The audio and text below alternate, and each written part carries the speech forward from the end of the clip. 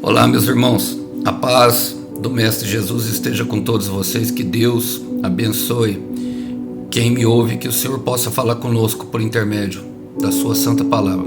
O texto para nossa breve meditação encontra-se hoje no Evangelho de Lucas, capítulo 2.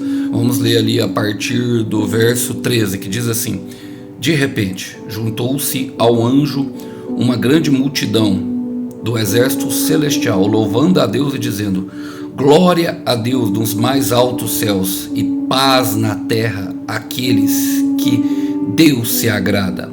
Quando os anjos voltaram para o céu, os pastores disseram uns aos outros: Vamos a Belém para ver os acontecimentos que o Senhor nos anunciou. Glória a Deus por essa palavra.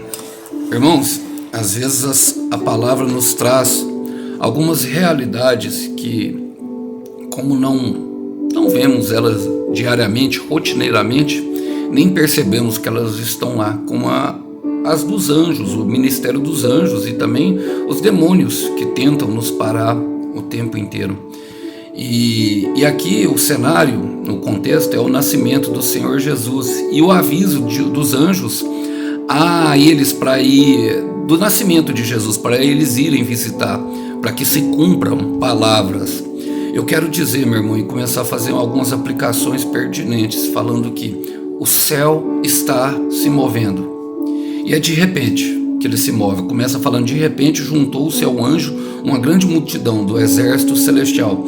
O céu está se movendo. Embora você não veja, o céu está se movendo ao teu favor. O céu está se movendo para trazer uma realidade ao mundo físico daquilo que você tem orado. Nós não percebemos, nós não entendemos, nós não sabemos como que Deus trabalha. A palavra fala no livro de Provérbios que a glória de Deus é justamente esconder as suas ações dos homens. A glória dos reis é esquadrinhá-las, ou seja, descobri-la. E nós vamos ver muito nesse texto isso, justamente porque o Senhor, Ele trabalha para que de repente manifeste tudo aquilo que nós temos orado. Eu gosto de um texto, eu gostaria de compartilhar ele com vocês. Está em 2 Reis, capítulo 6, diz assim no versículo 14: Não tenha medo, disse Eliseu, pois do nosso lado há muito mais do que do lado deles. Então Eliseu orou: Ó Senhor, abre os olhos dele para que veja. O Senhor abriu os olhos do servo e ele viu as colinas ao redor de Eliseu cheias de cavalos e carruagens de fogo. Essa era uma guerra espiritual, totalmente espiritual. As batalhas que nós travamos hoje, elas são de cunho espiritual. E como se vence ela? Paulo fala em 2 Coríntios capítulo 10, versículo 4, que as nossas armas não são espirituais. Perceba que Eliseu orou. Aquele servo estava desesperado porque até então Eliseu conseguia escapar em manobras defensivas, se antecipando ao inimigo e escapando, porque o Senhor sempre avisava onde o exército inimigo estaria.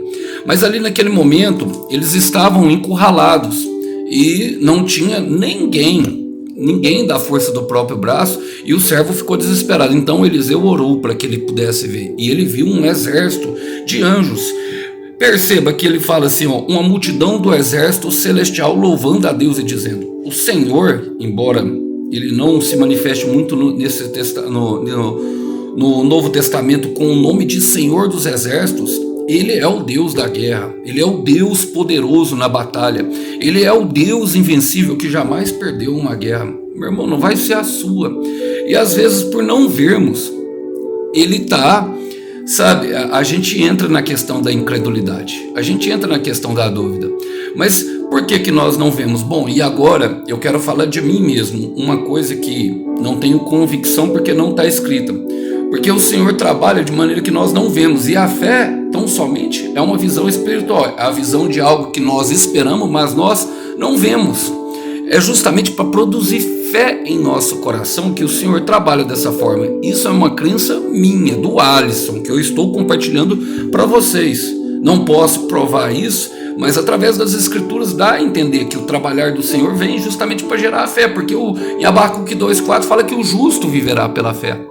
Irmãos, não é fácil, mas eu sei que é possível. Então, perceba, eles louvando a Deus e dizendo, e aí eu quero fazer a próxima aplicação: como que nós vamos saber que estamos no caminho certo. Ele fala: glória a Deus dos mais altos céus e paz na terra de que Deus se agrada.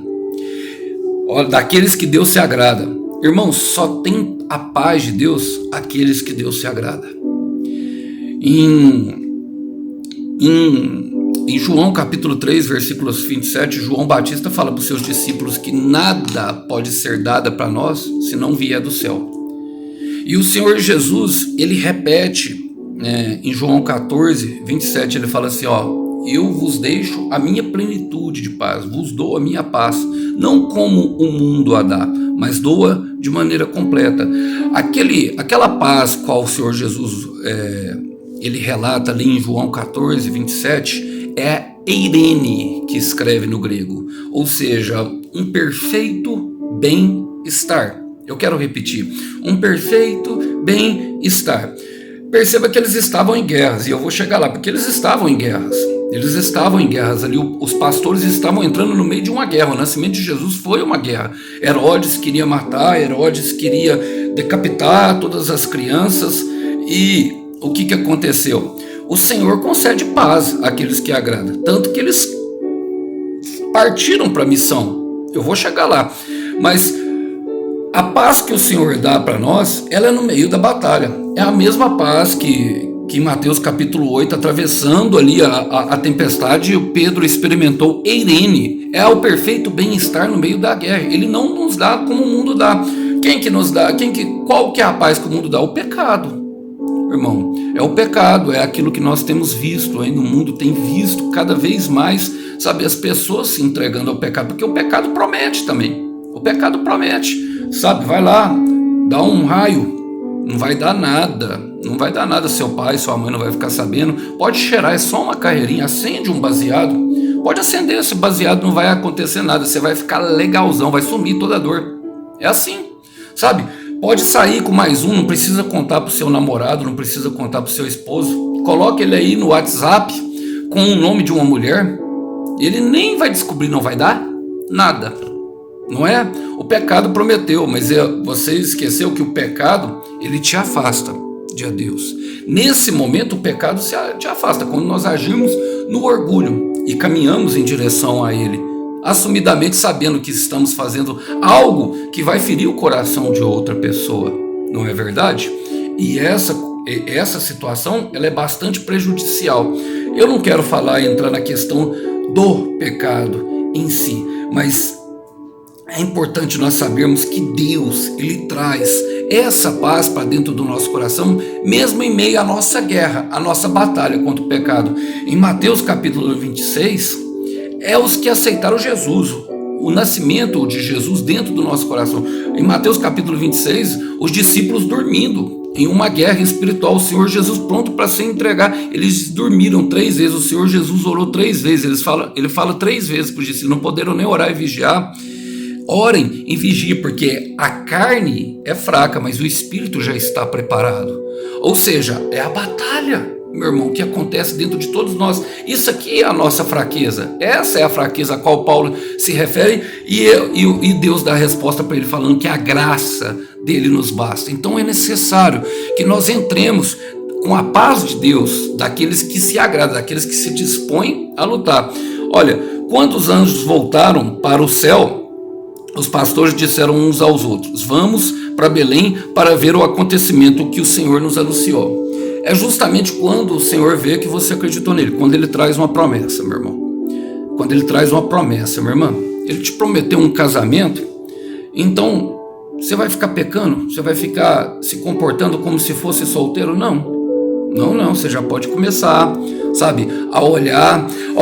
Eu gosto de 1 Coríntios capítulo 3, versículo 1 fala: bendito o Pai do nosso Senhor Jesus Cristo, que já nos abençoou nas regiões celestiais. Ele fala, já nos abençoou, irmão, ele já nos abençoou com tudo, ou seja, a promessa já aconteceu, já é uma realidade. Muitas vezes nós nos agimos assim, eu fico duvidando, será que é mesmo? Será que vai vir mesmo uma pessoa de Deus para mim? O mundo está tão difícil, né? As pessoas não amam mais umas às outras, né? Nós entramos na incredulidade. entramos numa dificuldade de crer que o Senhor tem alguém para caminhar conosco, aí o Senhor promete um emprego novo e eu nem vou conhecer a firma a qual o Senhor falou que vai me colocar para trabalhar, eu nem sei qual é o segmento que ela trabalha, o Senhor me prometeu, sabe, me fazer um empresário no ramo dos agronegócios, então eu nem começo a fazer uma faculdade, mas esses homens não, ele fala, vamos a Belém ver o acontecimento. Já sabiam que tinha acontecido, já sabiam, já se movimentaram conforme a promessa tinha acontecido, esquecendo-se das coisas que para trás ficam. E é assim, irmão, não aconteceu ainda no plano real, mas a fé, ela é uma visão de futuro. O Senhor está nos ensinando a viver pela fé. E perceba, olha, a fé que agrada a Deus está em Hebreus 11:6. Fala assim, sem fé é impossível agradar a Deus. Eu quero repetir, irmão, sem fé é impossível agradar a Deus. Então de quem Deus se agrada? De quem tem fé. Quem tem fé experimenta paz. Quem tem fé experimenta a intervenção dos anjos. Quem tem fé experimenta o fortalecimento que vem do céu. Quem tem fé tem o céu, todas as bênçãos em Cristo Jesus já disponíveis. Então se comporte como a promessa tivesse já cumprida. Sabe, ele te prometeu uma restauração do casamento, meu irmão, minha irmã, não tenta fazer do seu jeito não com outra pessoa, não vai dar certo, é o Senhor que luta nessa batalha. Eu gosto de Josué capítulo 5, versículo 14, quando Josué está ali no meio da guerra, ele fala assim, fala para o anjo, de que lado você está? Você é amigo ou inimigo? Ele, nenhum nem outro, eu sou o comandante do exército celestial. Ou seja, o Senhor tem o seu próprio lado, é nós que lutamos com os propósitos deles que estão se cumprindo. Os propósitos, já tem vários propósitos e você nasceu para isso. Então comporte-se, sabe, como a promessa exige que você se comporte. E perceba, tem algo que eu quero ler com vocês no mesmo tempo, em Mateus capítulo 2, eu quero ler o texto com vocês. Ao mesmo momento, hora que esses pastores que fala, aqui chama de sábios, mas os sábios eram os pastores, eles falam assim, em Mateus capítulo 2, versículo 3, fala assim, ao ouvir isso, o rei Herodes ficou perturbado com ele, e todo o povo de Jerusalém reuniu os principais sacerdotes e os mestres da lei e perguntou, onde nascerá o Cristo? Esse é o grande problema, meus irmãos, porque nós queremos buscar a Deus em homens, em vez de dobrar o nosso joelho no quarto. Herodes foi buscar, sabe, ali os líderes fariseus e judaicos. E ali tinha pessoas que sabiam ler a Bíblia, que liam, que pesquisavam, que olhavam nas minúcias, sabe, nas minúcias mesmo, o que aconteceria. E eles mesmos respondem, fala assim, em Belém, terra de Judá, que é a menor entre as principais, citando um texto de Miqueias, se eu não me engano. E talvez ali dentre eles poderia ter vários assim segmentos, vamos falar, os que acreditavam que era do povo de Belém, mas talvez não nascesse em Belém, que seria no território de Belém, ou que seria apenas um simples acontecimento no nosso coração.